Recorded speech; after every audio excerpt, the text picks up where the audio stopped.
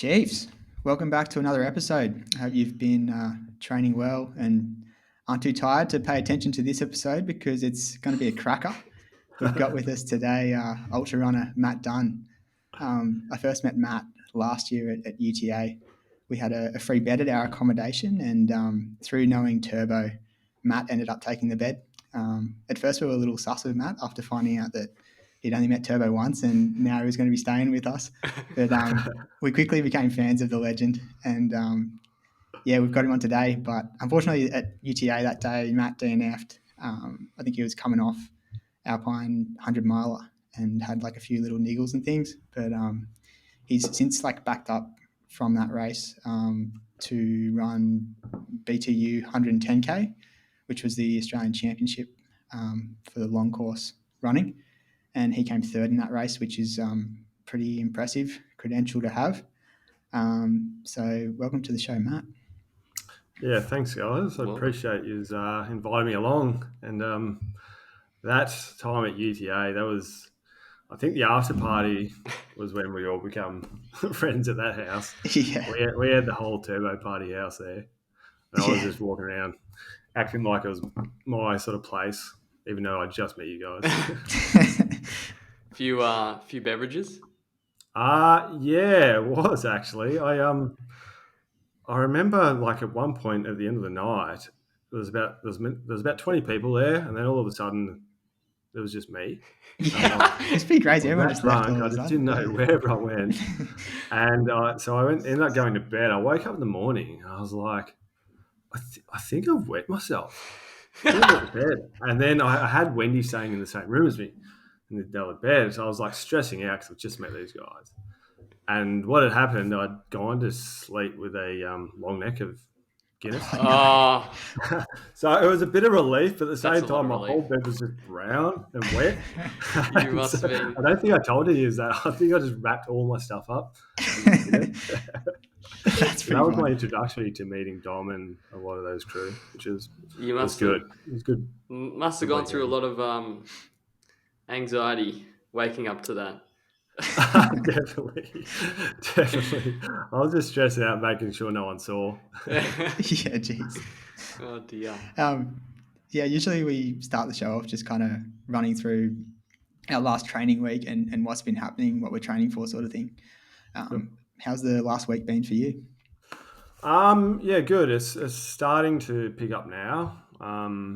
So I'm training for Lavaretto, 120K over in Italy. I'm in sort of the final 4-week block of my before I start the taper. Yeah.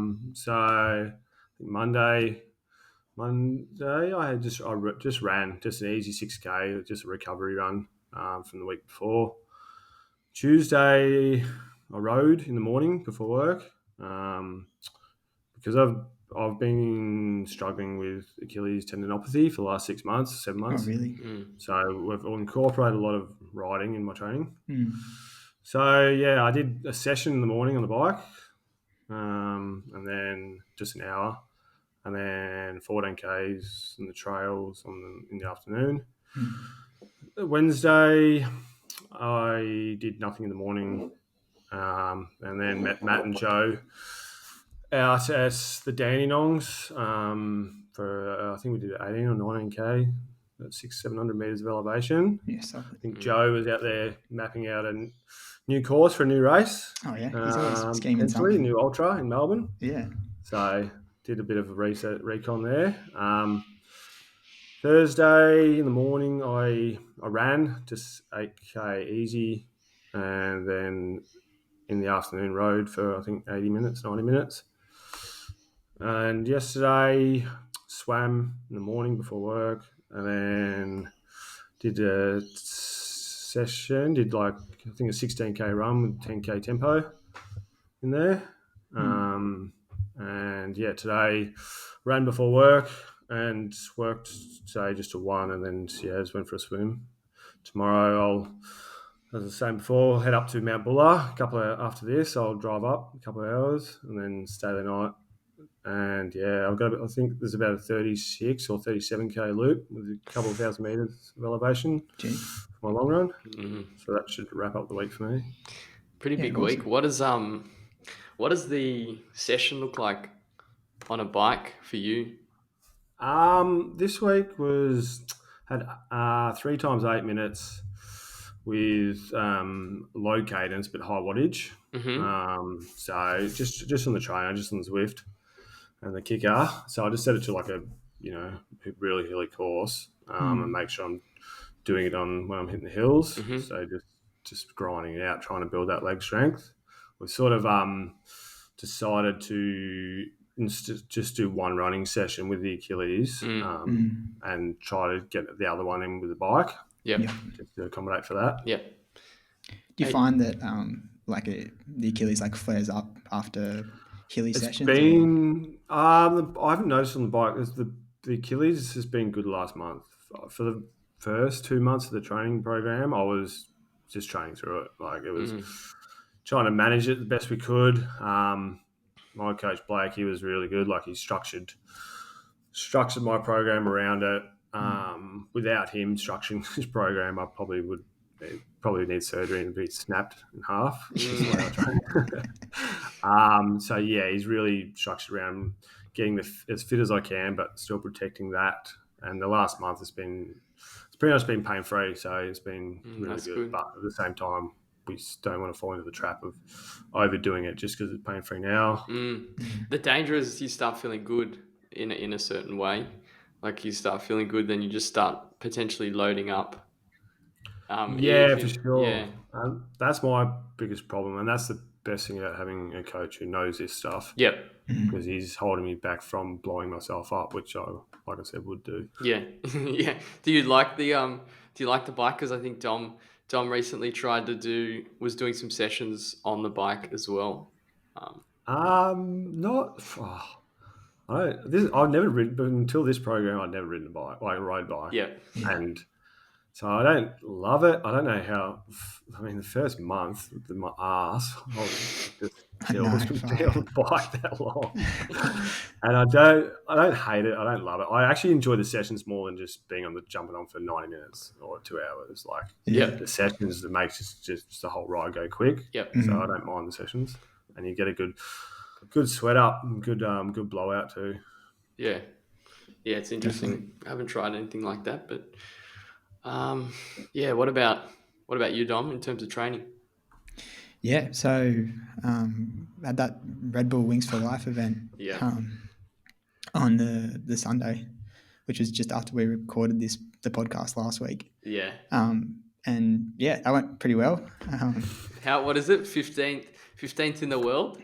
No, they got it wrong. It was actually 22nd in the world. Oh, come on. I've been announcing 15th in the world everywhere. I know, yeah. It was even after the race, like they did like a little interview thing and they said, "Oh, and we just found out you came 15th in the world."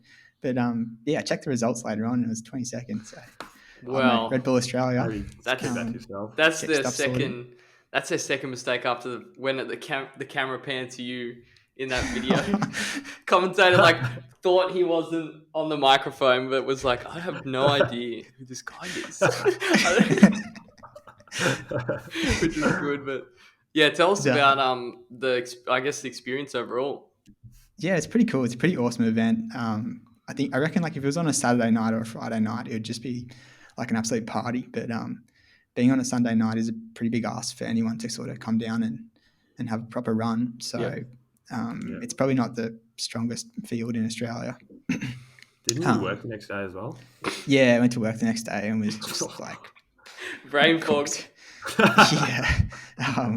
We were like in the afternoon, had to like do some inspections with the contractor, and like I was just like, well, yeah, like that looks good. Like, yeah. You weren't doing any runway inspections, were you, Dom? I hope not. Yeah, we were just looking at like a few things out there, not on the runways, just on like the taxiways and aprons. But no, it's all right. We might have to cut that, but anyway. But it's pretty cool, like a cool event to run and to have a good go at. Like it's pretty cool. Like had the camera sort of following me the whole time and stuff like that. Cool sort of media presence. Well, yeah, it's a cool concept. It is, yeah. I think there's not many events that are sort of playing around with like ideas like that. So and yeah, it's like what was it, Dom? Just for people, if they don't know what it was, what was the idea behind it? Yeah, so it's you get like a 30-minute head start on a car, and then the car like slowly gets faster and faster until everyone gets caught. So yeah, I think, and then yeah, all the funds for the entries go to spinal cord research, which is pretty cool. And yeah, the guy who runs the longest and the furthest ends up winning. So I ran, I think, 54 Ks. Yeah, wow. 242 split as well through the marathon. Yeah, probably didn't do it the smartest. That's wild. Ran, That's a fast quick marathon and then just kind of jogged it in after that. But yeah, I don't know. It's good practice, I think, to practice all the nutrition and stuff like that. Like I feel like just on an easy run, I find it, or a long run, it's hard to kind of actually practice all that stuff and force yourself to eat and do everything as you would in a race. So I found it like good practice in terms of that. But yeah, it's tough ask being out at 1 a.m. in the morning trying to run. Oh yeah, but you would have had to go pretty much to the well, I would have met. Like that's like any marathon you've done, right? Yeah, it was a pretty big effort. But I think like the Alpha Flyers helped a bit as well. Like I pulled up all right from it. So like Monday I didn't run. Tuesday I went to Turbo, and there's this mile event for Under Armour coming up on World Running Day. Oh yeah, which is the 1st of June, I think. So everyone wanted to do a mile sort of focus session, so we did some 200s, and I tried to have a go. So I did like 6 200s at like a solid pace, and then it was like, nah, this is too much. So I backed it off. And then I kind of did like a couple of hills and stuff throughout the week. And the next session I did was a tempo on Friday. And I ran pretty well. Like I've surprised myself that I was able to pull up after the Wings for Life event. So I did, the tempo was, I think, 3:26s. Wow. I saw that actually. For half an hour. Yeah, which was, I was happy with that. How did the body how'd the body pull up and then roll into that? Yeah, not too bad. Like, I think, I just kind of got lucky to get away with it. Yeah. That's crazy.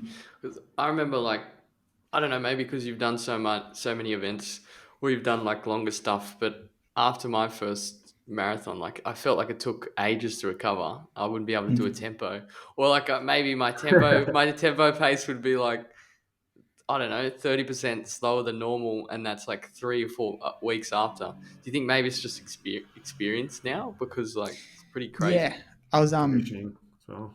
Yeah, I was like watching my heart rate throughout the run, and tried to kind of keep it under control, especially like once I started to fall off. So Yeah.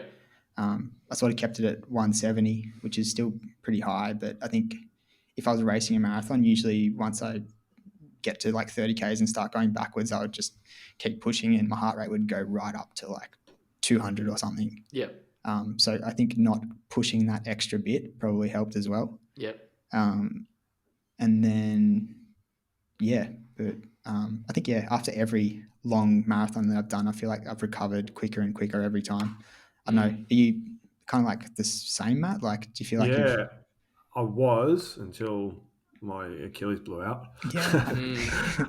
But definitely, like last year, we were racing every second or third week. Yeah. Yeah. Wow. Like ultras. And I was backing up. I was to the point where I had my A race. So the ones before that, I wasn't even tapering. Like I'd just race and then just roll into a normal training week. Wow. Doing 130, 100 whatever Ks, with a lot of climbing, and then just roll into the next race and keep doing that. Though saying that could have been part of the reason why in the end I end up getting injured. So when you're feeling really good all the time, it's easy to get carried away and keep going until you unfortunately got an injury. What about like general fatigue levels the next week? I was really good. Last year, like I said, last year was really good. I remember after my first UTA 100, after that, I was destroyed for a while. Yeah. Like that was my first main ultra 100k, and took me a good few weeks. Yeah. Whereas after Alpine 100 mile last year, I raced a road half marathon 2 weeks later, and then tried to do UTA 2 weeks after that. So What? and yeah, I ran the PB on the road half. Yeah. What'd you do in that? What's that? What was the road half? It was just a Mornington one. I forget what I ran, like 1:18 or something. Wow. 2 weeks after. That's wild. But yeah, I had to get a cortisone injection from before it because my ankle was cooked from Alpine, which wasn't this, which should have been a key indicator that I shouldn't have done that or UTA. But everything else is feeling really good. So it's quite easy to get carried away and want to keep on racing or keep on running well. Yeah. Yeah, definitely. Interesting. So how'd that week end? Yeah, so then today I hit the hills again. There's like a steep hill around here that everyone raves about called Atunga Street. But I'd never run it before, but it's not that steep. Just based on, I was about to say, based on that everyone raves about, you're not a big fan. Yeah, no, it's good hill and stuff. But I don't know, there's plenty of hills around here. Like, yeah, I don't know why that one's so popular. But it was good. Yeah, I did 15 up and downs on that, which is pretty solid. I think it was like 750 meters elevation over about 10 Ks or something. Jeez. It's so yeah, it's decent. solid. Is that at any certain pace, or is that just doing repeats? No, just having to go, getting up and down. Yeah. Yeah. Just try and run the whole time, sort of thing. Yeah. And then tomorrow I'm going to go to the mountains with Turbo, which should be fun. Yeah, that sounds like fun. Yeah. How far are you going to go? Not too far. I think like 20 or 30 Ks or something. Okay. Yeah, good stuff. Yeah. What about you, Smitty? How's the week been? This week's been a little bit of a down week, not by choice, but Monday. What did I do Monday? Easy. Well, actually, we've got to talk about the session on Sunday, which was a bit of a killer session. It was 12 by it was like a fartlek session, but 12 repetitions at sort of 5K to 10K pace with 3 minutes on and 1 minute off.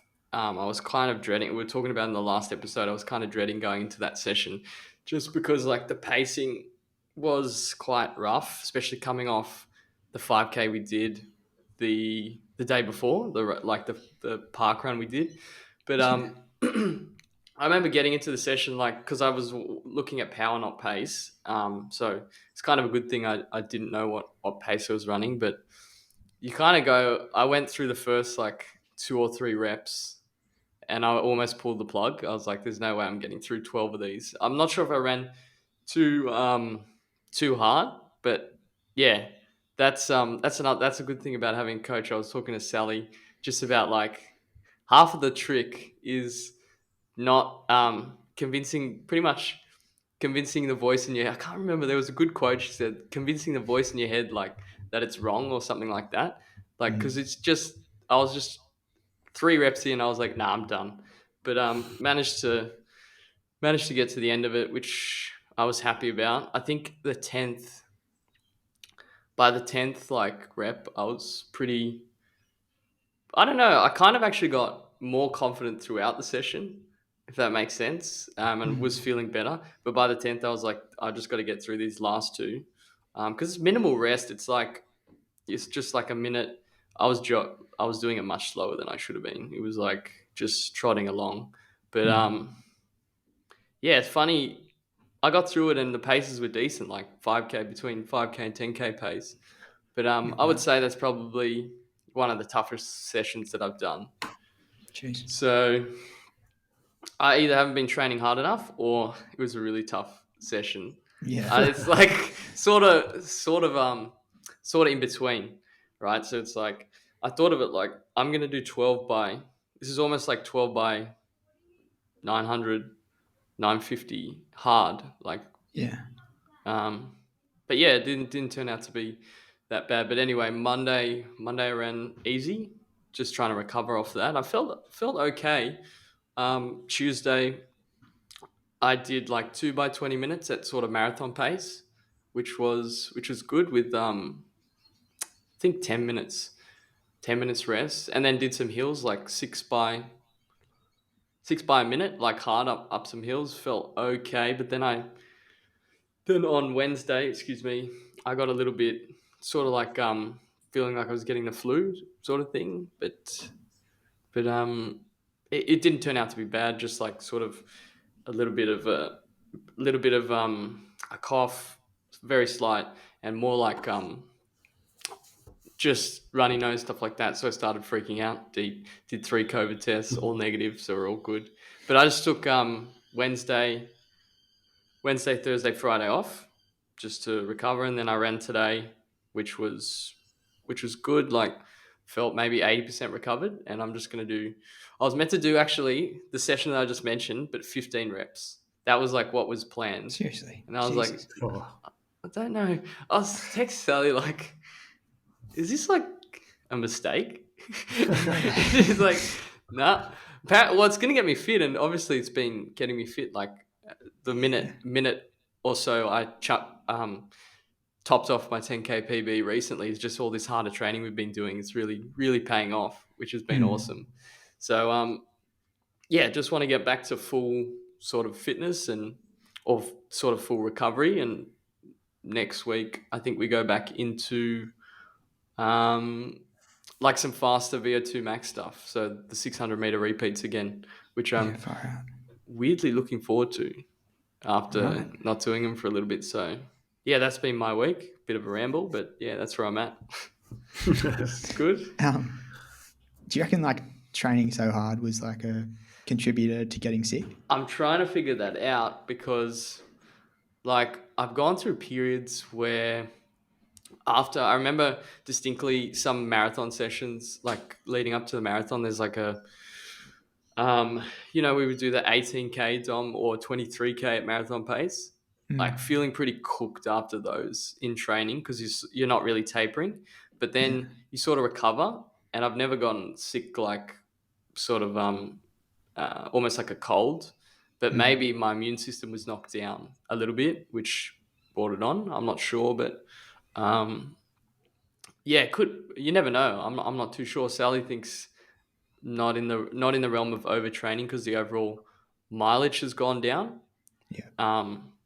And just intensity's gone up, but who knows? I never know because I don't pay close attention to my diet.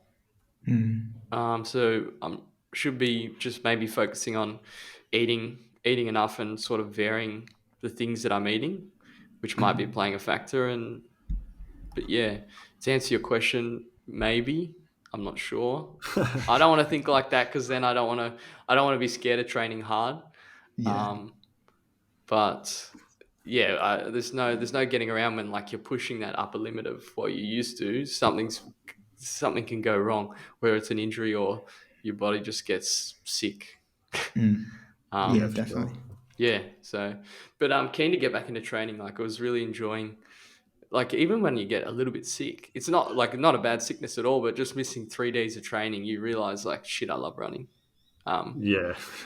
And that's only 3 days. So, but yeah, that's me. That's my week. But I'm curious, Matt, when you're sort of what happened with the injury? Like, did that? Yeah, how did that start? Well, it was about, I think, late September last year. So all racing had stopped in Victoria pretty much, Yeah. just because of COVID. And it'd been a big year for me, like running wise, like the amount I was training. And I probably, in hindsight, should have used this as an excuse to back off because there was no upcoming races. But I was still training hard, like I was preparing for a race that just wasn't there. Yep. And yeah, eventually, it just at the start, I just felt my Achilles. I had to pull out a run just because it got that painful. I didn't think much of it. I took a few days off, and then just tried to go for an easy run, and I probably didn't even last 500 meters. Big red flag. The pain through the Achilles, and I was like, all right, I think I've done something. And I had a fair idea that it was tendinopathy. But yeah, seeing the physio, and yeah, it was obviously, he said it was that, and he was saying that maybe it might be, I don't know, in about 4 or 5 weeks we can sort of get rid of it. So, but without sort of compromising, like you still be able to run to a certain capacity. He knew he wouldn't be able to completely stop me running. So he tried to factor that in. I didn't realise how much these things can drag on and the severity of it if you don't do everything properly straight away. Yep. So I was a bit naive and a bit of an idiot towards it. Really, I probably overdid it. And then what turned into 4 weeks, turned into 6 weeks. About 8-10 weeks in, it was way worse than what it was, 6 weeks earlier. Seriously. Shit. So at that point, I was still running because you meant to, but only like flat, easy, 30, 40 Ks a week. Just keep some load, yeah. But it was probably more frustrating because you're in no man's land a bit. You're not doing any proper training. You're keeping sane by still getting out there, but there's just no end date. Yeah. So I ended up going through a few physios until I found this. I started listening to this Run Smarter podcast and this running physio, and he specialised in tendons and that. So I gave him a call, and eventually he was the one that sort of got me on top of it. But I mean, I didn't see him until like 3.5 months in. Yeah. Fuck. So yeah, and then he got a lot better and pain free, and that's when I started. All right, because I'd already signed up for Lavaretto, and that's when I got Blake Hose, who coaches me, so he started writing the program. At that point, we were still only doing like 50, 55 Ks a week. Yep. So it was going to be a bit of a journey to get to a solid point for Lavaretto. And yeah, it was going good at the start, and then all of a sudden it flared up again, and it felt worse than what it ever had.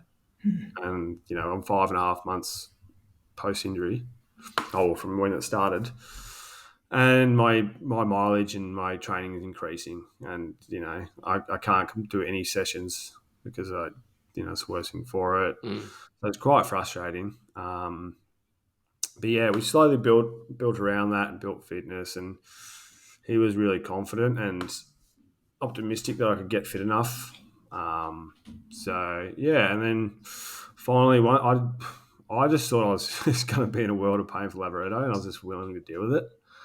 But for one day, it just stopped hurting. It was really weird. Like, it went from pretty painful to stop hurting, but that was like a good 6.5 months. So yeah, ever since then it's been good. I'm not sure why it fixed itself as my mileage and hills and sessions increased. What? That's bizarre. And then it just fixed itself. So it definitely has taught me a lot more about respecting my body, not overdoing it, doing this, like the rehab, the strength, the recovery stuff, how important that is. Yep. As well. Because missing a few weeks is hard enough. Like, I've missed like a week or two before, but that's about it. And that's like mentally, I hate it. But the drag on for this long was the worst. So hopefully I've learned from this and it doesn't come back again. Yeah. Wow. That's puts into perspective the things I whinge about when it comes to running, like 6 months. It's like the uncertainty as well is because you're not sure like when it's going to come good. Like you feel good for 1 day or 2 days, and your mind, you just get so excited. It's like, you're just in the peak block of your training. That's how excited you get, and then you just get brought down to reality the next day when it's just so painful. Yeah, jeez. Is it painful? Like, does it alter your stride at all, or like? I think so, a bit, like you unintentionally, like subconsciously, Yeah, like yeah, you just change, especially on the trails. I was, I went from being pretty confident, especially on technical terrain, to like really took me a while to get back into being confident about my footing, the way I run on them. yeah, So yeah, that was the thing I noticed the most, more so on the trails. yeah, yeah. Okay. Um, yeah, Yeah. it's rough. I mean, yeah, it's one of those things. But Have you boys, what's the best, longest injury you've been through? yeah, I think Dom. I had like a little bit of Achilles tendinopathy as well. I went traveling to Europe for like I don't know a couple of months and was just enjoying myself, not doing any running. Um, and then I came back and I was like super motivated, like oh, okay, like let's go. Like I want to break 2 minutes for the 800. I'm going to start training the house down. And I just turned the load up like probably about tenfold compared to what I was doing before. And it came on pretty quickly. And my ankle got like real creaky. I don't know if you got that. It feels like a rubber band kind of being like pulled, and you can Yeah, like you yeah, can almost hear it, but I don't think you can. But it feels like you can hear it. yeah, um, that so I had that for a little while, but I think it took a couple of months, kind of just easy running and slowly um, ramped the load up, and it kind of took care of itself. But yeah, I can remember after that though, like I think it was on my left side, that Achilles was just nowhere near as flexible as the other Achilles. Like you do the test where you put like your knee to the wall and you try yeah, and see like how far it can go, and like one side was like I don't know, I couldn't even touch the wall, like get past my toes, whereas the other side was like 5 centimeters past my toes or something. So I never yeah. saw a I physio did or the same anything. test a few times. Yeah, but I think I got lucky that it kind of just looked after itself after a little while. But it's a bit of a weird one because you're not really too sure what to do. Um, yeah, No, they're a bit. Yeah, some people I've spoken to are like 4 weeks, 6 weeks. yeah, Um, so that's what I was hoping for. Mm, But like I said, I was a bit naive and just thought that was going to be the case, and probably overdid it with the running I was doing and some of the not the right strength work as well. mm, And yeah, it just if you don't get on top of it properly early, then something can just drag on and drag on. I've heard yeah, people have it for 2 years, sort of thing. not really shit. yeah, shit. Yeah, and mine's nothing. Um, nothing major. I had like some issues with my calf early on. I think it's just getting used to running more mileage, maybe. But I remember like I had issues in my first marathon block where my calf was giving me problems. But I would always just go see the physio really quickly. I was very very paranoid Yeah, about like just not be because I got so addicted to running, and especially when you attach so much emotion to the build up of the marathon, you're like, nah, I don't want to get injured. But so that was actually okay. Like it was only maybe a 2 or 3 out of 10 in terms of pain, and you could still the way my physio explained early on was basically it's not altering your stride or anything like that. It's just a bit of pain shooting up your leg, and it's he did a bunch of different tests, hopping on it, and those things we actually talked about with Paddy, and turned out to be okay. But which I was lucky, and then in the second, I still forget when I think it was after the second marathon mm, that I started to bring up the mileage and then like doing no strength work, and then I had an issue with the same sort of region but on my left side, and it caused like I like same pain, same area, but I was like hobbling, and I was like, "There's something really not going right here." So went to the physio and just said, "You got to take like 3 weeks off." and just do minimal running. So I did. For me, that was like, it's fine. Like, I guess I would have had to adjust to a longer term thing, but 3 weeks felt like an eternity when you get so used to running. Um, uh, so I don't know. It was definitely a soft injury, like nothing to complain about, but it just feels like in the moment you're like, fuck, this is terrible. And then the your mind sort of plays games with you a little bit as well, like the uncertainty. What if it doesn't come good? What if, like, I don't know, yeah, is it gonna heal? Yeah, but that's my experience with injury. Actually, recently I've been having some like on and off issues with my foot, but it's nothing. uh, I don't know if it's like it just causes a little bit of discomfort, but it's one of those things where you're like, is this something I should be getting on top of, or Or is it am just I in just your being soft? Because I think yeah, I don't I think know. it's easy to get in your head. I mean, I'm Absolutely. a shocker. Like I spiral and get like always think the worst. Yeah, But at the same time, I won't pull up. I'll keep training through it. But I'm just waiting for myself to break down. But then yeah. there's really nothing. It's funny, you like just that morning run or whatever time of the day, it just becomes such a staple of your day. You're like, nah, if I can. But then you just weigh up in your head, like, is this going to cause me to be out for longer? If you do that equation, you're like, probably shouldn't run. Yeah.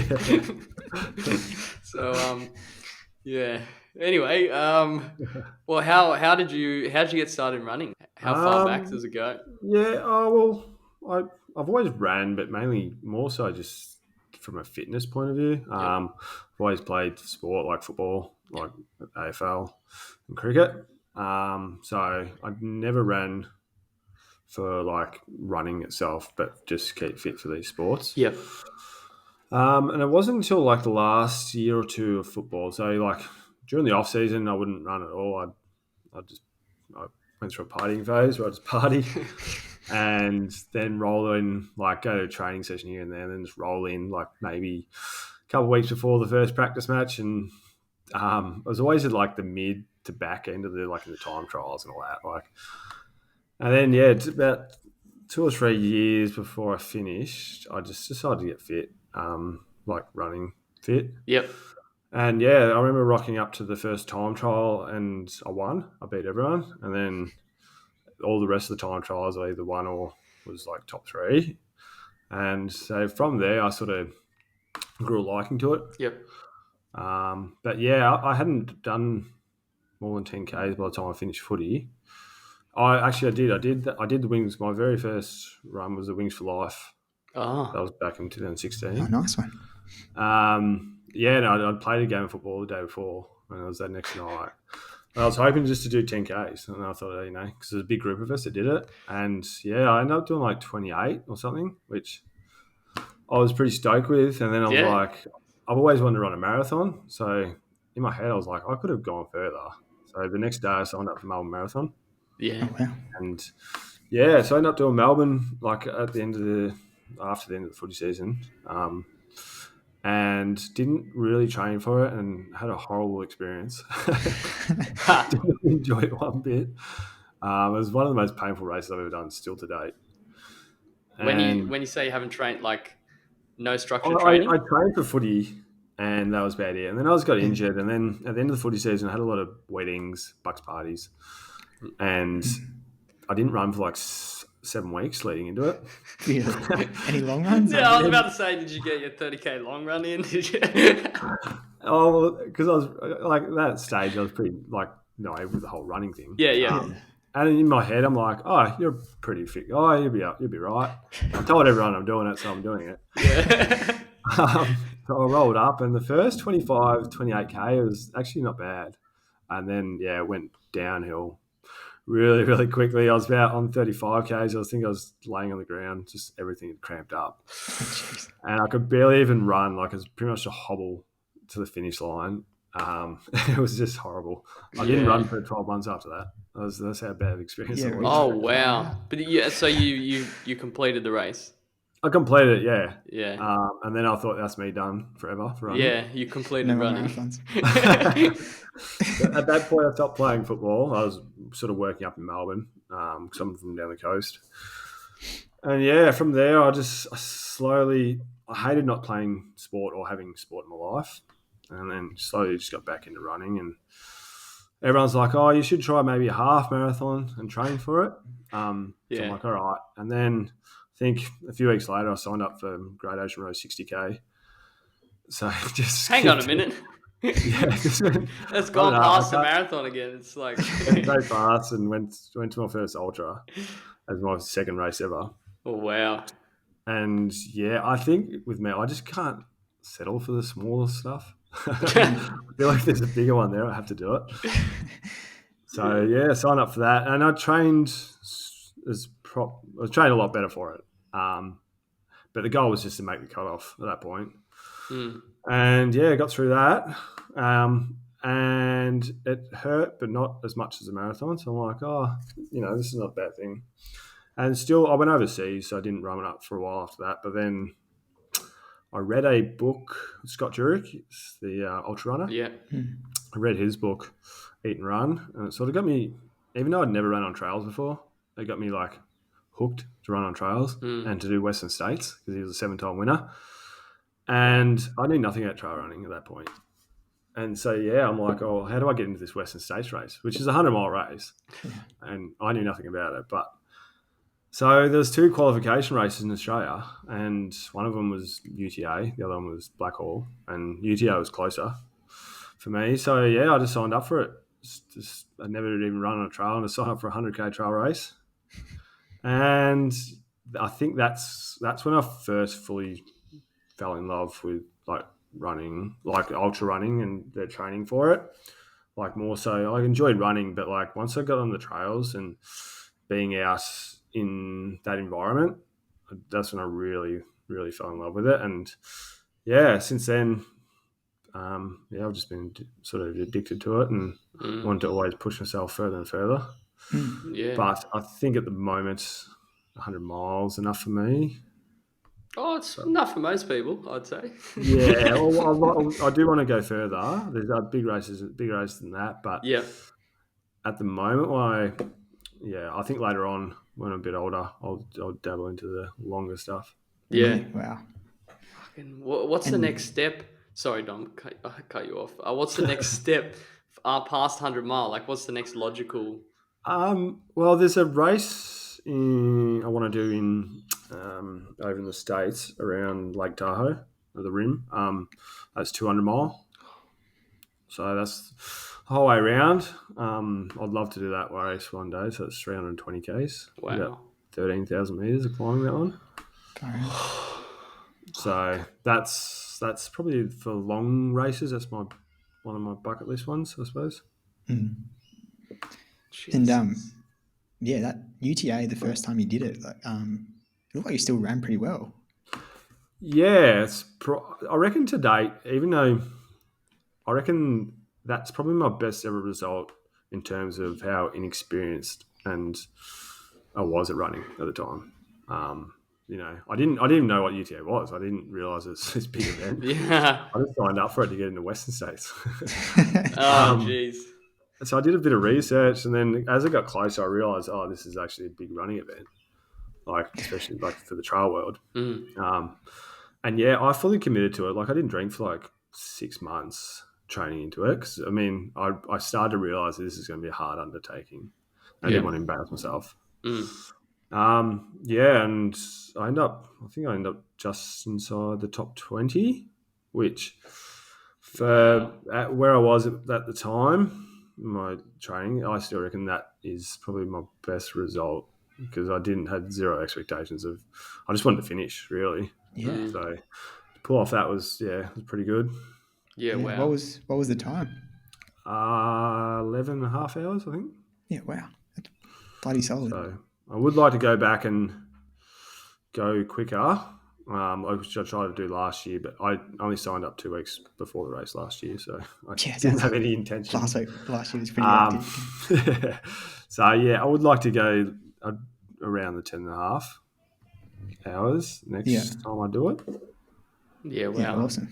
What is when you started? So, how did you get into like a structured training program? I've sort of just winged a lot of it. I had like a generic plan for UTA just because I just didn't know what I was doing, and just sort of tacked on and made, just did a lot of research and made my own stuff. And then I sort of through the trail running racing, that's when I met Matt. Yeah. And he's just all of a sudden, when I first met him, he's this gun that was winning all these races. Yeah. So I'm like, I'll see what and we become friends. I'll see what his training's like. And he just had zero structure whatsoever. Like, I was trying to process how he was so good with like, he just ran like random running, which I like because I'm like, all right, I don't have to stick to a program. I can be all right. Yeah. And just, run for the enjoyment. So yeah, I just sort of been self-trained until Blake recently.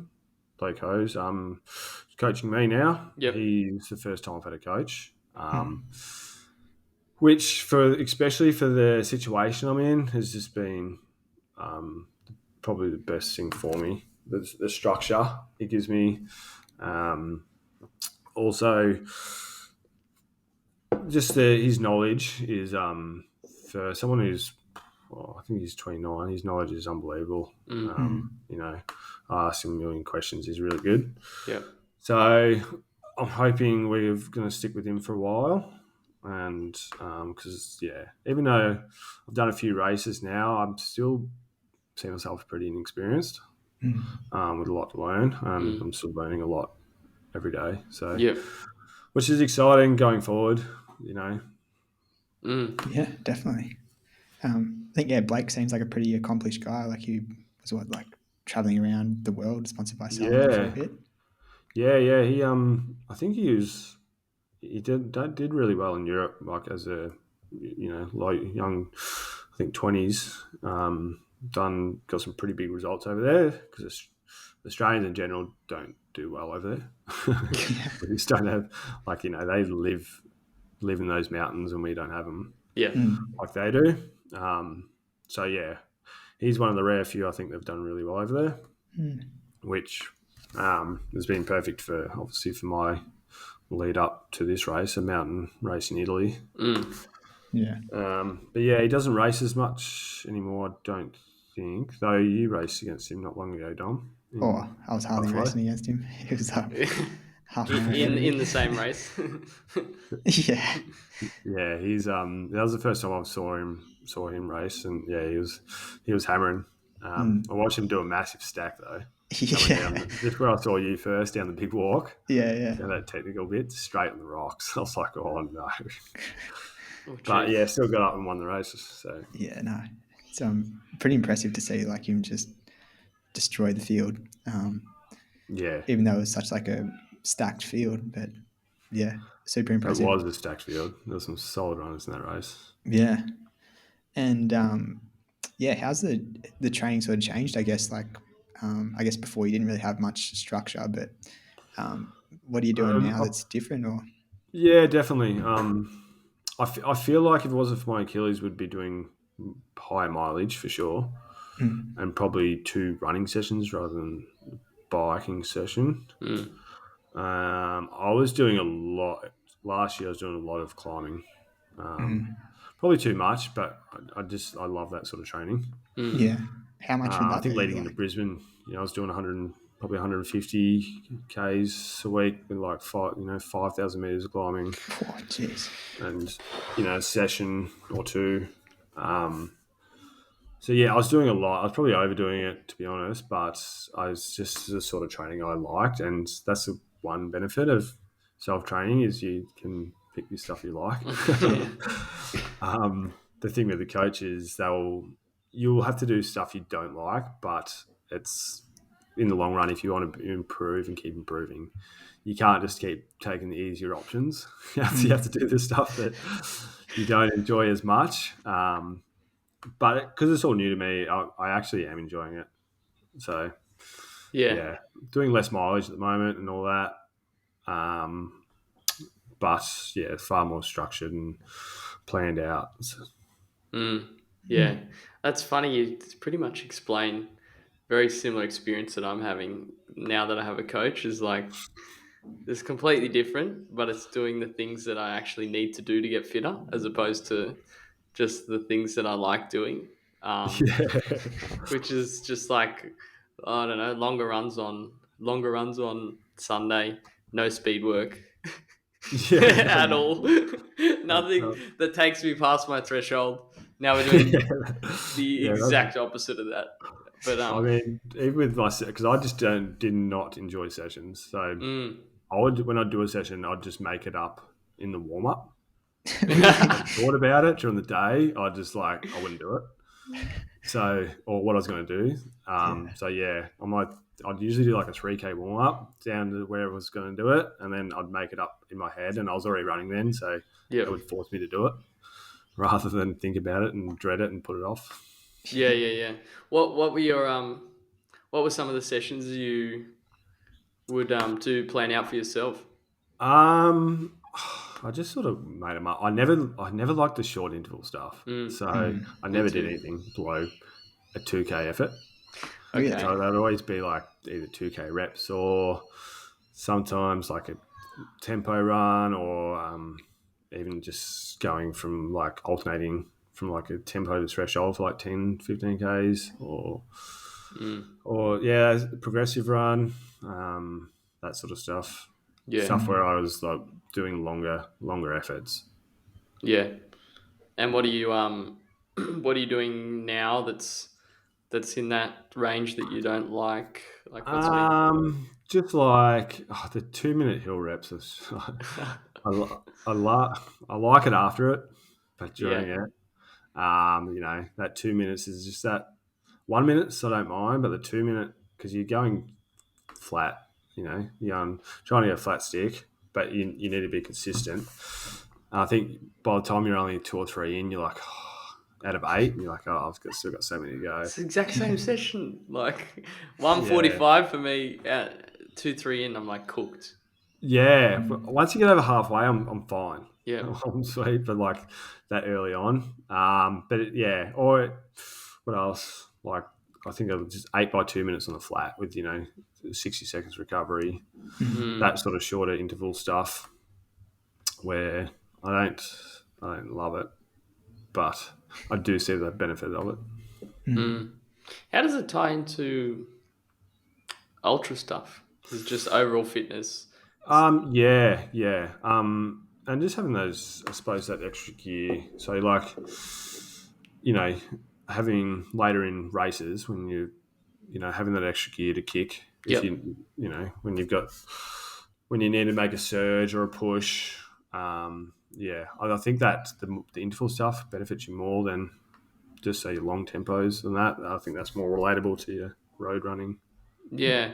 Yeah, I think I had the misconception that if you do you only need to do faster intervals, if you're training for a shorter race. But I think I discounted the fact that you're increasing your overall fitness by just on that upper end. I think because Yeah, for sure. it's just training I never wanted to do personally, but it's like in this very short period of time, it's made a massive difference, and I feel as if it's because of I've just neglected it for the whole 3 years I've been training, basically. So it's like, here's this extra bit of fitness. But it's easy to do. Yeah. No, that's interesting. So you're an electrician as well. Yes. What's that like? How's that fit in with training? At the moment, it's a bit more difficult because I'm training twice a day. Yeah. So I get to work at 6:30. So I'm up at 4 every morning. Oh, wow. I'm on the bike at like 4:15, or swimming a bit later because the pool doesn't open until about, I think it's 5:30. So, or I'll run about 4:30 in the morning. Wow. So at the moment, and I've been on your feet all day, it does take it out of you. But that's only been the last few months. I've been training twice a day. Like last year, I never trained twice a day. Even though I was doing higher mileage, I did it all after work, and I found it not too bad. With this job, we finish at 3, which is good. Just gives you extra time in the day, so it's not too bad. I struggled a fair bit last year. I started taking over, like having a higher role where I was supervising a lot of like large multi-story buildings, like apartment buildings. Yep. Like about 4 or 5 of them. So with that come a lot of stress, and I had, working till late at night. I had people calling me like, 10 o'clock at night. I'd be up at 4 in the morning, but just writing emails, catching up. And it started to like overlap into my running. I was getting really fatigued. I think I was so stressed out. Yeah. And even like something I've never struggled from is probably anxiety or anything like that. And this is the first time I realized what it was, because I was just like, I was going to have a breakdown. And when I was went up to BTU last year, I think I had like, before we got on the plane at 10 o'clock in the morning, I think I had like 46 phone calls. Oh, fuck. And it just broke me. And when I got there, I rang my boss to quit. Really? Because it was affecting me, and I was trying to go into, train and race. Yeah. And the work side of it, mentally, was just like, it was really, and my boss could see that, so we sort of downgraded my role so I could cope with it. Not worth it by the sounds of it. No, not at all. Not at all. I'm a lifestyle sort of person, and if work's compromising that, then it's you've got to find yourself a better situation. But so I'm actually finishing up with this company when I leave for Lavaretto in a few weeks. Okay. So, because like you said, it's I imagine it's a physically, or you've just kind of been on your feet all day. What time do you go to bed then if you're up at 4? 9 o'clock. I go to bed. So I get 7 hours, and one benefit I do have is I'm a good sleeper. Okay. So I'll fall asleep straight away, and I'll sleep unless I go to the toilet. I'll sleep the whole way through, like solidly. Yep. So I don't like to get any less than 7 hours sleep. Obviously, that's it's so important to your recovery. Yep. When I was doing high mileage in last year, I was making sure I was getting 8 hours sleep, but I was doing a lot in the afternoon, which was draining at times. Because, you're doing longer hours in the afternoon, but I was getting more sleep. So no, interesting. What, Dom? I know you've transitioned into like a bit of a different role with a bit more, responsibility. Do you find similar challenges? I don't know. I think it's a bit easier in a lot of ways, because previously I was working like night shift, and before that, like I was on like a big construction project where they're working 24 hours, and I was in a team that was servicing the whole project. So you'd be getting calls like in the middle of the night, and I felt like I was always just like on edge, like, oh shit, what if something goes wrong? But that was like my first job out of uni, so I think it was kind of just dealing with the stress of being on a construction site as well that sort of played into it. But during that time, I didn't handle it very well. I ended up just stopping running altogether for a little while. And then, once I met you, Smitty, I started running again. But I also just found the job was like not for me. So I joined the airport after that as well. I think that, it's just that lifestyle stuff. You've got to give yourself the opportunity to do the things that you want to do and the things that are actually going to make you happier. And sometimes just getting a bit more money isn't always the case. No. But I found working at the airport's been pretty good, and the culture there is really good. Like when I first joined, my boss was actually an ultra runner as well. I think that was like part of the reason why I got the job. Is that Mick? Mick, Mick Eager, and then like a few people were around in the office as well. So everyone was like, yeah, kind of like, oh, Dom, like, yeah, watch out for him. He's a good runner. And we'd all run together and do stuff like that, which, yeah, it just helps so much. But yeah, moving into this role wasn't that bad. It's back on days, just kind of, I don't know, if you have to work. How'd you go with the night shift?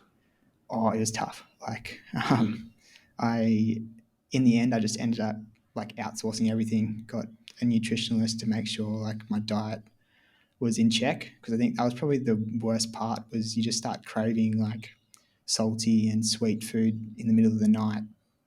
And so like I'd just find myself going down to the vending machine and getting a bag of lollies and eating a bag of lollies just for the sake of it. Like it's just weird, like stuff that you consciously would never do, but I don't know, your stomach kind of just takes over when you're working throughout the night, and then you're just tired all the time and stuff like that. And yeah, so I just outsourced, got nutritionist, got a coach, just took everything sort of out of my control, and just kind of ticked off the boxes. And yeah, it ended up all right. I ended up running a 10K PB at the end of it, which was pretty good. But Yeah, nice. yeah, no, it's a lot better this year, kind of being back on days and stuff, even though it's I don't know, maybe a little bit more stressful job and a bit more responsibility, but yeah, it makes a big difference. Yeah, it's interesting. It's like, it's almost like you have to go through the shitty part to realize like it's not worth it. Like in a way, just life's too short. Like to just put up with, I don't know, if you can make, obviously everyone needs, a stable income to survive and stuff like that, but it's hard to determine where the line is. Yeah, for sure. That is the hard bit.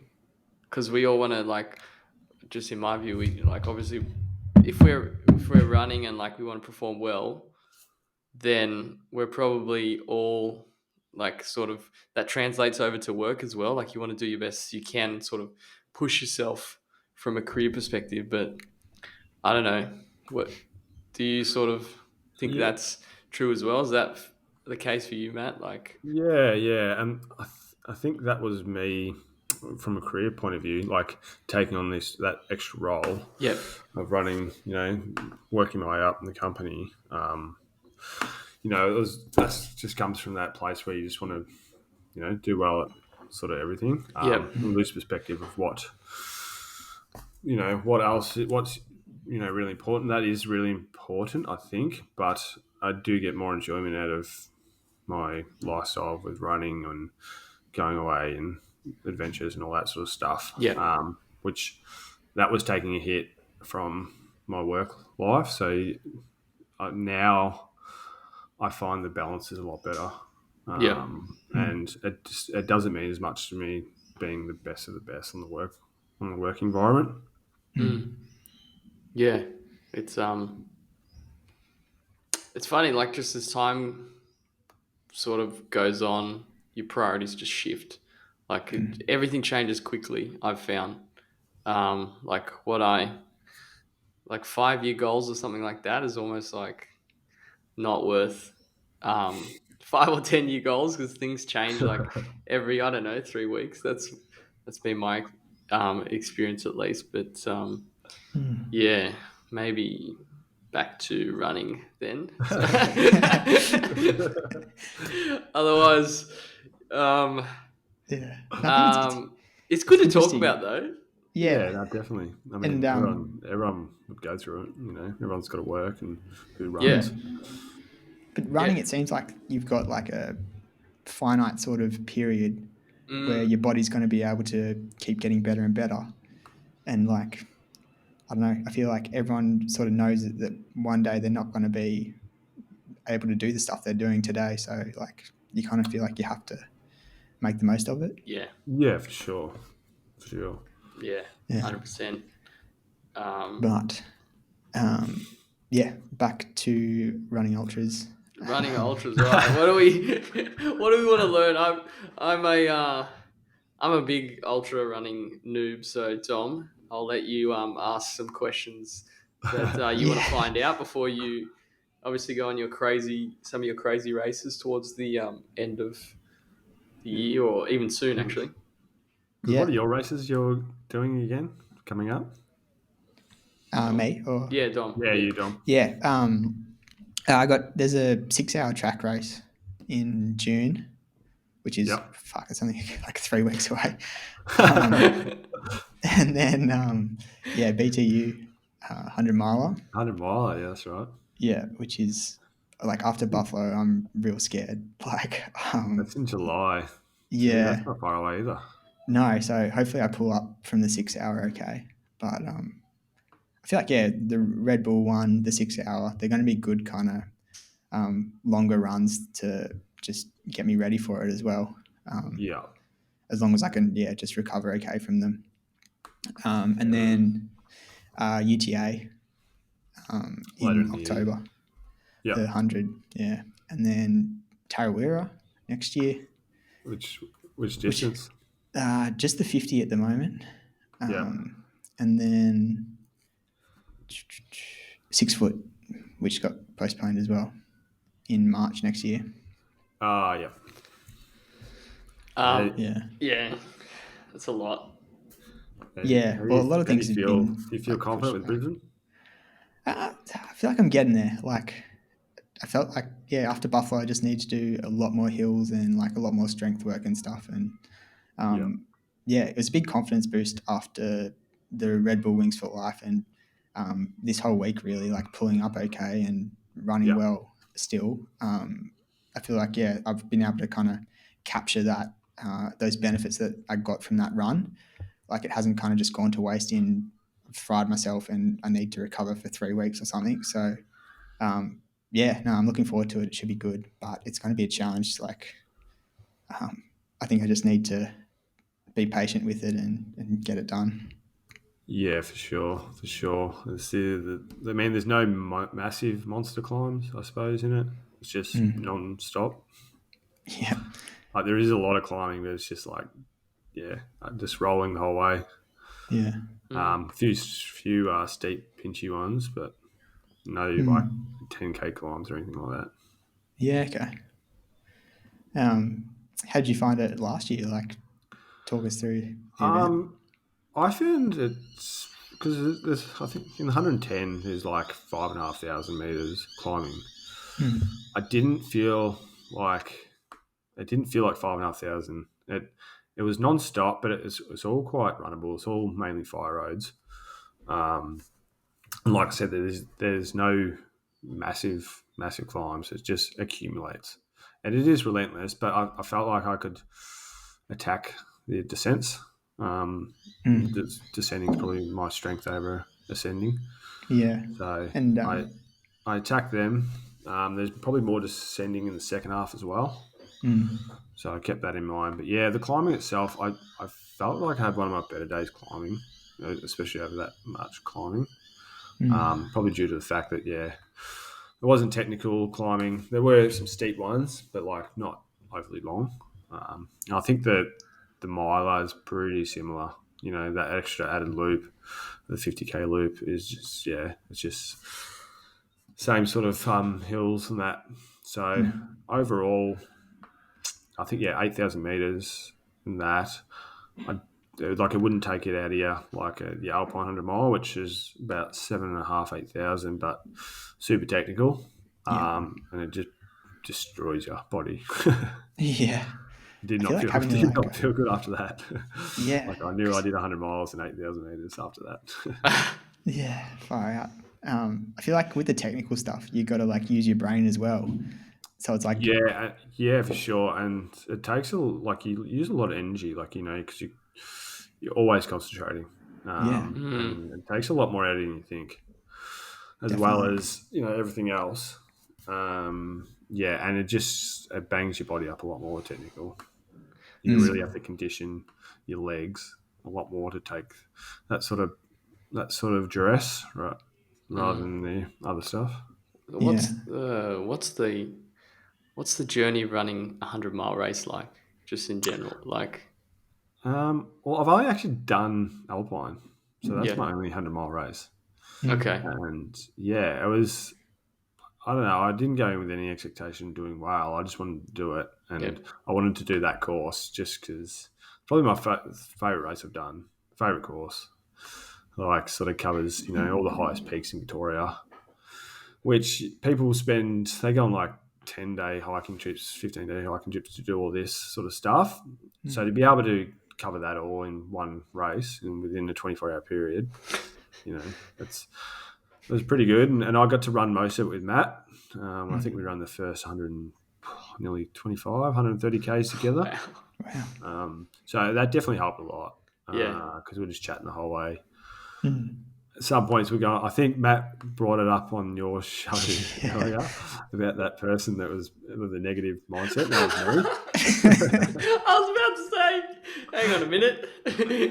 So yeah, that was me. But what part of the race was that? I was feeling really good up to that point. That was about 100 Ks in. And I was like, we hit this long descent, like a 10K or 8K descent down to Harrietville. And no one looks forward to this descent because it's quite steep and technical. I was feeling good, and descending's probably my strength. So I'm like, I'm looking forward to it. Then all of a sudden it goes dark, so I pull my head torch out, and that had gone flat because I hadn't turned it off properly. I got my spare one, and that didn't work except for like just on low mode. That's like the equivalent of probably having your parkers on your car. Yeah. So I had my brother as a pacer and then Matt behind me, and I was in the middle so we could light the way. And I went from being in a really good mood to I kept headbutting branches and tripping over, and it was I started spiraling. That was the first time all day I got pretty negative. was getting I was just complaining the whole time. So I can understand why Matt wanted to escape me. Because when you're going through your own battles, because I think he was hurting down there, and then to have someone like me carrying on, it just doesn't help the situation. That would like 110% be me if I was running with Dom. Except I'd be complaining about 12 Ks in. It's like, are you kidding? We're gonna run this much longer? Nah, sorry, mate. I'll see you later. So it's pretty good effort to get to 100K before you start being negative. I had a small low patch before that, but I told Matt to go ahead, and I just I didn't panic. I was just like, all right, this is a 100-mile race, this is going to happen, and then just sort of slow down a bit, focus on eating more, and just ticking along. And then after about 5Ks, then after that I felt good again. Yeah, so it's interesting. Matt was saying it's like normally maybe a nutrition thing, but like when you say low, is it just bit of fatigue sets in, or it's like everything's hurting a lot more, and your legs just feel so heavy. Which it's to be expected. You do have low patches, and I knew that. So in my mind, going into it, I was like, when you do, just slow down, don't panic. You eat, drink more, and then just keep ticking along, and then hopefully you'll come out of it, and keep going. So there's a lot of sort of mental training that goes into it by the sounds of it, whether or not you realize it or not. I think going through a bad experience in a race and getting through it really helps. I had a bad experience at Surf Goes 100K, and that was like 45 Ks of hell. Oh, geez. So that wasn't like a 5K. And I wanted to quit. I wanted to DNF so many times, and I didn't because I think I didn't have any reception, so I couldn't call anyone. Oh. So I kept going, and I got to 70 Ks. I'm like, they're at aid point, and I'm like, all right, I'm done. And then all the boys from where I'm from, they've driven 2 hours around that I didn't even know about. Oh, wow. And they were all there at the aid station cheering me on. I was like, oh, shit. Now I have to finish. I have to do it. They were all so disappointed because they could see how disappointed I was that they were there. Because now I have to. They're like, no, I was about to finish the fucking race. So I got to about 90 Ks and got out of it. And I actually finished. I had one of the quickest splits in the last 10 Ks. I come good. Wow. But that day really helped me. Like as bad as it gets, you can always get out of it. You just got to be patient. I mean, hopefully it's not for that long. That was like K50 to K90. I was just in a hole. So hopefully it's never that long, but Yeah. it really helped. With like Brisbane and Alpine and those longer races, that when I do get in trouble, just not to panic and just sort of back off a bit and, really concentrate on what you're doing and how much food and, water and hydration and all that's going in. Yeah. And then, just keep sticking to, like, pick small little targets, keep sticking to that, and then hopefully, you'll get back on track. So how are you feeling? How would you be feeling, or how did you feel towards the end of the 100 mile? Like, does it? I was ready for it to be done. Like, I'd gone a lot quicker than I thought I could. Like, definitely could go. Like, I was 26 hours was a good finishing point for me. And I think at that point, last 10Ks, I was definitely looking like going on 24. Right. So yeah, but I'd probably gone a lot quicker during the day than I initially anticipated, which set me up for that. But I was really, really, really feeling it. For contrast, I just paced Joe Dorf recently for his. So I just did the last 42 Ks, which I remember my last 42. I was pretty miserable for a lot of it. I wasn't much fun and company for my pacer Clay, but for him, I think we had a half an hour deficit to first place. We ended up losing by about a minute 40, I think. Oh, wow. Wow. But I remember about 5-6 Ks ago, he had about a 10-minute lead, and we seen him on this little out and back up to Mount Mackay. And I'm like, oh, what do you want to do? He's like, look, we probably can't catch him, but we'll have a go. I'm like, oh yeah. And I remember how I felt then, and I was not moving quicker than 6-7 minute Ks. It was flat the rest of the way until the little descent. But at 7-minute Ks, still feels like 3:30s at that point. Wow. And yeah, Joe, it was just one of the more impressive things I've seen. Like, he just started kicking down, and almost at the start, because we've been going so slow for so long, my body wasn't used to the turnover, and at the start he dropped me. I was like, oh no, this is embarrassing. Like, I can't get dropped I'm the pacer.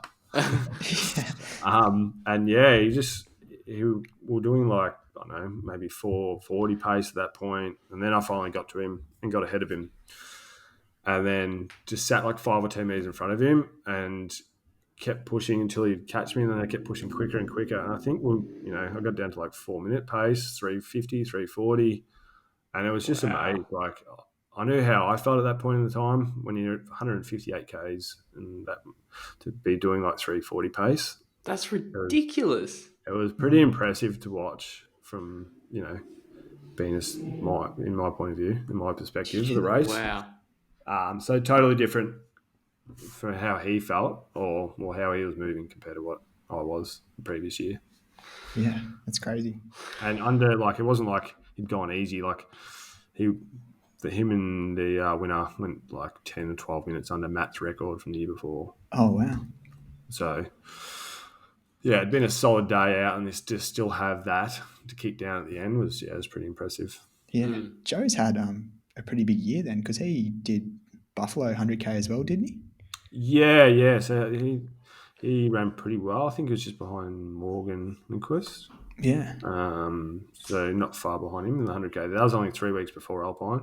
Far out. I think because he's having him and Vic, his partner, having a baby. So I think he was just trying to punch in as much racing as he could before the baby comes. Yeah. Or he has a spell. So I think generally he wouldn't race those two bigger races that close together. Yeah. But that was the reason why. Yeah. And what kind of gear are you running with at the moment then? As like, in shoes? What's the shoe lineup? Like Solomon's, Solomon's is the only shoe I've ran with ever, like with the trail. Right. Except the two shoes I race with, they've stopped making them. Really? And I can't get a hold of them. So I've made the decision to switch up brands, which is pretty risky, 6 weeks out, to a pair of Hokas, pair of Evos. Oh, yeah. And I've run in them twice, and I I actually really like them. I've been I was really negative against Hugers just because they're big and bulky. I'm like, I refuse to wear them. It feels like it's like These a look Solomon fucking ridiculous. sort of world out there. Yeah. Two rival gangs. But I've made the switch. I made the switch on the road right when I hurt my Achilles. I made the switch on the road to just a pair of Cliftons, something that's going to support my Achilles a bit better. And they were really comfy, which I didn't really tell anyone I was wearing them. So then now I've switched to these, which I'm actually excited to wear them for the race. Yeah, interesting. And what pack are you running with? Just the Solomon 12 litre. I've always just run with it the same thing. I'm definitely bottles. I wouldn't race with enough, back like a camel pack or whatever. Yeah. They're just too hard to refill. So, plus the Solomon 12 I've started using the quiver for the poles. Oh yeah. Because I'll be using poles over in Labrador. So they've got the clip-on adjustments that sort of goes with that. So yeah, that's sort of my kit. Have you always just had the Salmon 12 or? Yeah, I found it I had the 5 litre one just because for the smaller races, but then I found all the smaller ones are bottles and that they just bounce around and they're not as great. I don't know. So I've just started even for the smaller race. Even though it's too much having a 12 litre vest, I wear it because it just sits so well for that tiny bit of extra weight, which is might be 100 grams. Yeah. To have something that's comfortable the whole time, that sits everything in well. I've just always just raced with the 12 litre. Yeah. And poles, have you had poles? I've only ever used them twice in a race, which is Brisbane and Alpine. Yep. They're something that they're not. I don't mind. I think they can be really beneficial, but you have to train with them. For now, I'm trying to train my midweek sort of longish run, like the 20k one I'll do next week out in the Dandenong. So I'll take poles and tomorrow, like all my long runs, I'll use them. So I'm trying to use them at least twice a week. Okay. Yeah, because if you're doing Brisbane and you're going to use them, if you're not training with them, I would not use them. Really? Wow. No, because you'll struggle. You won't struggle, but just get frustrated. Yeah, definitely. And it's surprisingly quite tiring on the arms if you're not used to them. Ooh, that could add problems. So they're not heavy. I've always in the 2 races I just carried them from start to finish because they're really light. But using them in general, it's a bit of a workout in the arms, especially over 100 miles. Yeah, jeez. And you're using them a lot at Brisbane because it's quite up and down. You're never really packing them away because there's no usually you pack them away when you got a 10k descent and then flat and for long periods of time. But when you're constantly using them going up, which I found them really beneficial at Brisbane for me. I think with the front group, we ran together all day and I was the only one that used poles. Okay. But I was probably the worst climber out of all of us. And I kept up all day with that. So I found for me, they were, beneficial. But not everyone loves them. Yeah, could be a little secret weapon. What about nutrition? Do you have any sort of strategy or tips or tricks that you kind of apply? Yeah, for sure. It's weird. At the start, I always go in with a game plan. Every half an hour, I have to eat. Yeah.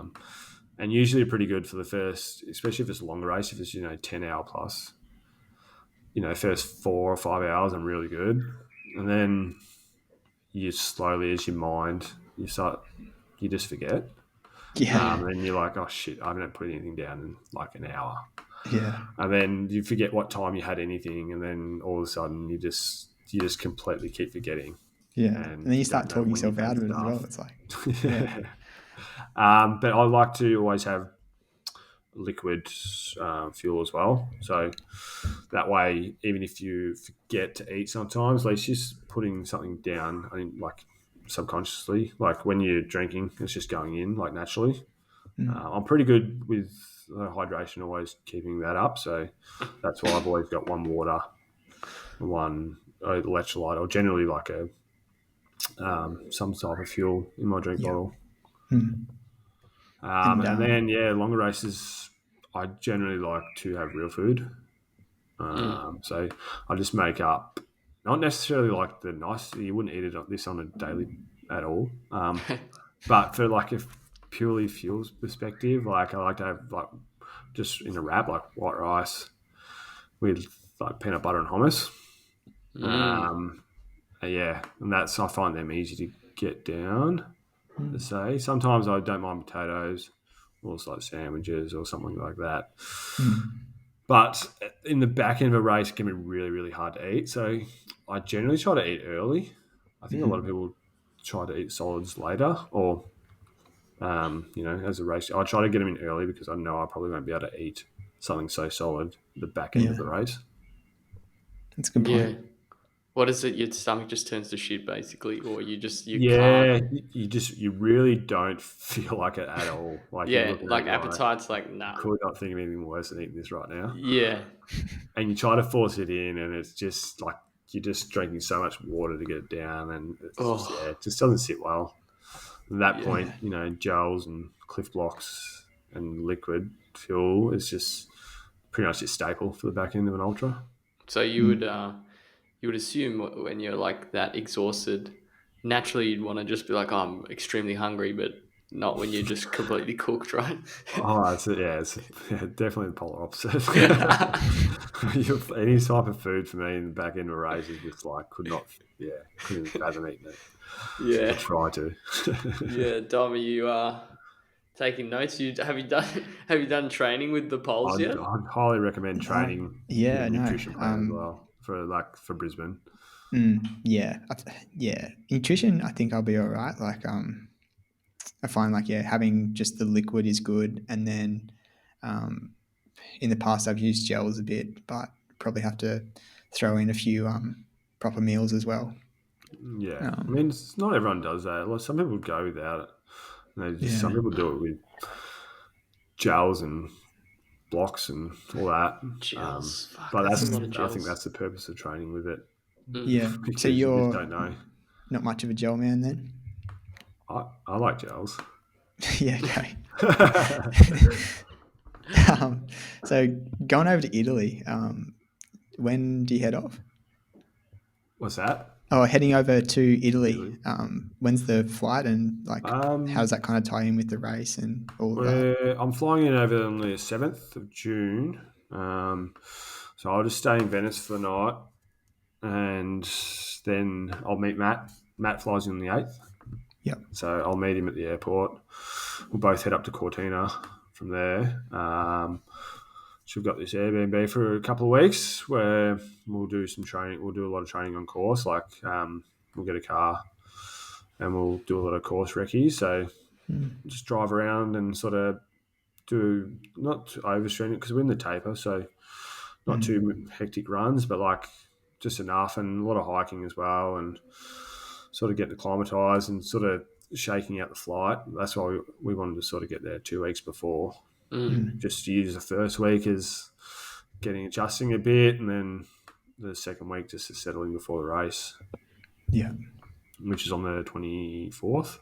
But the difficulty with that is as well, it starts at 11 o'clock at night. Okay. So just to add to it. So you've got to work out jet lag, and then you've got to start a race at that time, which I think that's going to be the challenge. Yeah, geez. How'd you go, like, navigating your way through Brisbane? Was it tricky at all? Or like, no, people like from the year before complained about the course marking and all that. I found it really good, except for where I struggled, because that was the first time I've been to Brisbane, and when I hit the CBD, so the last like 8K you're running through. sort of CBD of Brisbane. So my watches died. Like, so you're just purely following the course marking, and you're in the city, so like the course marking is it's not like going through the trails, and that's really good. But going through the city, I found it hard to follow, and that was the only time I went off course. It was like, it must have been 5Ks ago, 4Ks ago. And I started following these 60K runners, and then I shouldn't have, but they've gotten lost. Oh, no. Because I didn't know Brisbane at all. I'm just like, where the hell am I? So I had to call up. So because you get GPS trackers. Yeah. So I had to call up my housemate who's flown up for the race. I had to ring him up and had him on loudspeaker to look at my GPS tracker and like direct me on course. Oh my God. I ran with my phone on speaker with him directing me, following my GPS. Go right. Your brain's already telling me what streets to go down. Oh God. At this point, I'm in third place, and I don't know if fourth has like gone past me, so I'm like stressing out because I just wanted to at least hold on to a podium. Yeah. And so I've just got running, just screaming down the phone. He's just telling me what streets to go down. So that's pretty cool. Besides that, though, the courses it was actually marked pretty well. And why is it worse in the city? Just for me, it mightn't be too bad for you, Dom, actually, because I was doing the 110, so I was coming through like peak hour, like it was still light. It was like might have been 5 o'clock or 4 o'clock in the afternoon. So this is on a Saturday, so there's just heaps going on, cars and the public and all that out and about. So it was hard to see the markings, where it was, and it was easily back into the race, easily get distracted. Yeah, of course, yeah. But you'll be going through, there'll be no one out there. Yeah, 1 in the morning or whatever, 2 in the morning, 3, whatever time it will be. So you might find a bit different. I remember Matt was saying that he actually got invited to a few parties from people, all the drunk people along the street, invited him in for parties while he's running. I'm sure it would have been tempting to go have a beer. I got Turbo running with me, so yeah. Oh yeah, he paced that. You got Turbo. I have to keep him focused. Yeah. I was actually going to pace Matt like after my race because we'd gone into we were out of lockdown, but we were the only 2 Victorians that flew up there because Brisbane was pretty much a red zone. So we risked a 2-week, quarantine on the way back. But you have to have a pace of the last 20 Ks of the miler. Yeah. And so he didn't have one. So I was going to pace him after my race. And I already had like 4 beers. I was like, oh. In the end, I got my housemate who'd come up to crew me to do it. And he'd never run more than like 7 Ks before. And so it was good, but I think he struggled keeping up with Matt, even though it was the back end of the race towards the end. But yeah, they reckon heaps of people out in the streets. Not heaps out in the streets, but there's a few parties going on. They were getting invited to that. So I can imagine if it's similar with someone like Turbo. There'd be a detour. To lose the pacer.